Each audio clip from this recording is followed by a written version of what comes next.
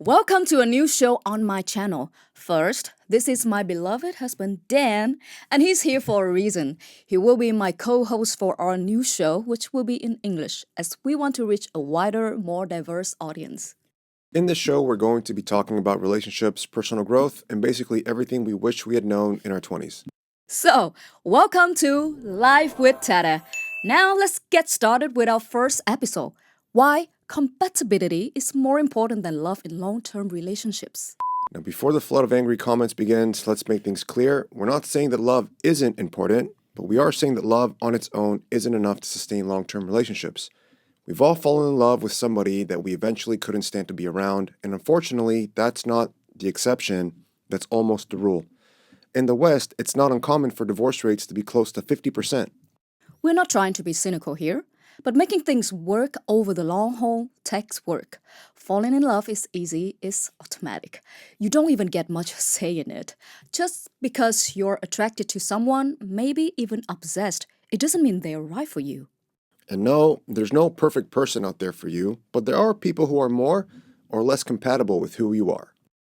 And it starts by figuring out who you are, what makes you tick, what you actually want, and maybe more importantly, what you don't want. Because once you're clear on that, you can set your red flag rather properly and filter for people who are actually aligned with you where it counts. So here's what we're going to break down today: relationship expectations, personality, life goals and lifestyle, and core values. Let's get to it. All right, number one, relationship expectations. The first key to real compatibility is mindset. Both people have to know deep down that they're in it for the long haul. But these days, relationships feel more like test drives, and the moment something better shows up, we're quick to trade up without really giving it much thought. That's not to say you should settle if you're with the wrong person. But a lot of people want all the pros that come from a loving relationship and none of the problems. I think the kids these days call this situationships. And look, I spent my 20s chasing the highs too, but by the time Thao and I got together, I knew that I was ready to settle down. We're both all or nothing kind of people. Divorce isn't even an option for us, partly because we saw how destructive it could be in the lives of people close to us, but also because we approach the idea of marriage in a very practical way. Number one, we're here to serve and support one another. No competition, no BS, and no drama. And number two, we didn't get married in the hopes of finding happiness. We'd both done the work in our own lives to build our own sense of fulfillment and now wanted somebody to share that with.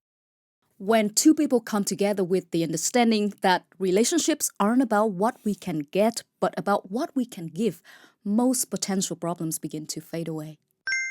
Moving on to number two on our list, personality compatibility. And this one is huge. Because if you're not compatible on a personal level, I'm telling you right now, all the cute little things that you loved about each other in the beginning are going to fizzle away and drive you insane. Some people are naturally affectionate, others keep their distance. Some are great at opening up, others shut down when things get hard. You've got people who need order and routine, and then there are the chaos merchants who like to just go with the flow. This is why knowing yourself and truly understanding what you need is important. For example, do you recharge by being alone, or do you need to be around people to feel alive? Do you want to do everything together, or do you need space to breathe and to think clearly? Are you the kind of person who thrives on structure and routine, or do you lean into the chaos and the spontaneity? Are you the kind of person that has to win every argument, or can you just let things go? Do you throw yourself into work and responsibilities, or is family always the first priority? Are you reliable and to the point, or do you regularly forget about your promises? And look, different personality types can totally be complementary. Thao and I are complete opposites in a lot of ways, but we come together where it counts. She's assertive, I'm agreeable. She's the problem solver, I'm the philosopher. She's pragmatic, I'm nurturing. But our differences don't push us apart. They allow us to come together as a team because our strengths and weaknesses are complementary. Not only that, but we align in key areas like in our need for space and personal time, a lack of jealousy, and the way we communicate our needs, concerns, and displeasures in healthy and productive ways. To be fair, I think we were lucky in that we both knew from our past experiences what we wanted and what we didn't want. Neither of us had any patience for drama, jealousy, instability, insecurity, negativity. and we didn't see any of those things in one another when we met. But what we did see were the kinds of traits that we value and prioritize: kindness, support, independence, trust, loyalty, dependability. Which brings us to number 3, life goals and lifestyle preferences.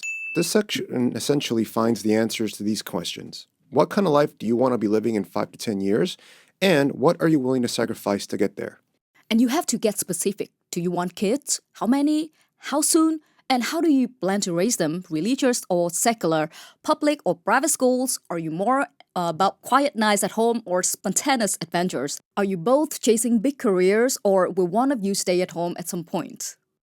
And I get that things will change depending on what stage of your life you're in, but you also have to consider practical things like whether you want to live in the city or in the country, or whether you'd be willing to move to a different country to build your career and leave your friends and family behind. And then there's money. How do you want to handle it? Are you a saver? Do you want to invest and plan ahead? Or are you more about living in the moment and experiencing all that life has to offer? These things could be problematic, especially if one partner is earning significantly more than the other and feels like they should have more of a say as to how finances should be managed. Luckily for us, we found that we're both perfectly aligned in all these areas. Both don't want kids, both make our own money, and we're happy to share expenses. We're also savers at heart and are always putting money aside to invest, and it's kind of easy to get along when you don't have anything to fight about. Yeah, we'll splurge on the occasional holiday. And this one likes his watches and handmade leather goods. But if you're already in agreement about big stuff like kids, finances, and where you want to live, there's not much room for conflict. We've even talked about what would happen if I were offered a higher paying job overseas, and we both agreed that we'd cross that bridge when we get to it. But it really come down to 3 things: how long the contract is, how big of a step up it would be for me and my career, and whether the money would make sense. Because it wouldn't be fair to ask Thao to give up something that she's passionate about, like her business, if the opportunity wasn't really worth it. We've also had to talk about the heavier, more difficult stuff like what we'd do if something were to happen to our parents. And we'll then have to reorganize our lives to move them into our home and take care of them. These are the unfortunate things that make life hard, and that's why we have a very practical view of marriage. Romance is fun, but it's not the goal. Marriage, more often than not, is working together as a team to figure out solutions to problems, hopefully before they even happen. Let's not forget our wedding vows explicitly mention good times and bad. And since life has a habit of dialing up the bad times, you really want to go to war with someone that is competent, dependable, and kind. All right, this brings us to key number 4, core values. A lot of people get into relationships without ever stopping to ask themselves what they truly value above everything else, and are then shocked when things don't work out. Like, if one person values freedom, independence, risk, and adventure, and the other wants safety, stability, and structure, that's not just a matter of preference. That's an entirely different way of perceiving the world. Or one of you is laser focused on personal and professional growth, and the other is perfectly happy staying right where they are. That might not feel like a big deal early on, but the friction's only going to build over time, especially when these differences begin to creep into the discussions about how you want to raise your kids. The same goes for family. Some people are super family oriented and want to spend every weekend, holiday, and random gathering with their loved ones. And for those of us that aren't into that sort of thing, this would get old fast.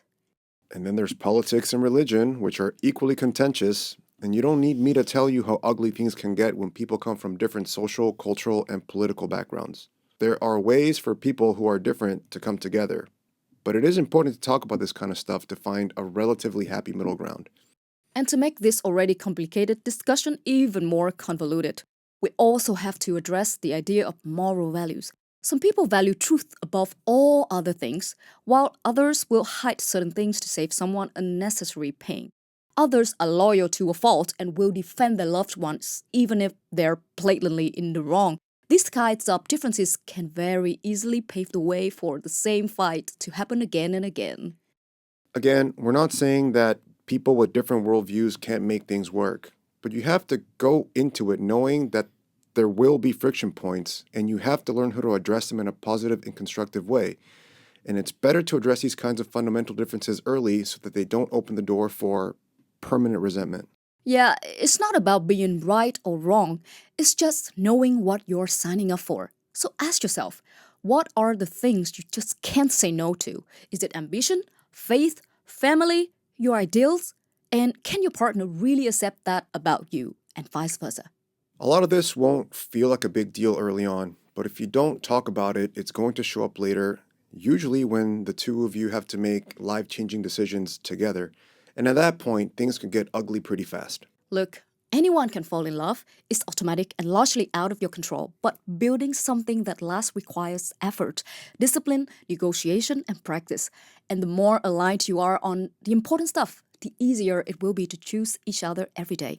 Ultimately, that's what love is to us. It's not the glitz and the glamour, it's choosing to have one another's back every single day. And taking the time to figure out your life goals, your values, your habits, and even how you handle stress is honestly half the battle. If this hits home for you, do us a favor, hit like, share with someone who needs to hear it, and subscribe for more honest conversations like this. And let us know in the comment your non-negotiable thing when it comes to compatibility. We love to hear your take. Until next time. Ah, nóng chụp.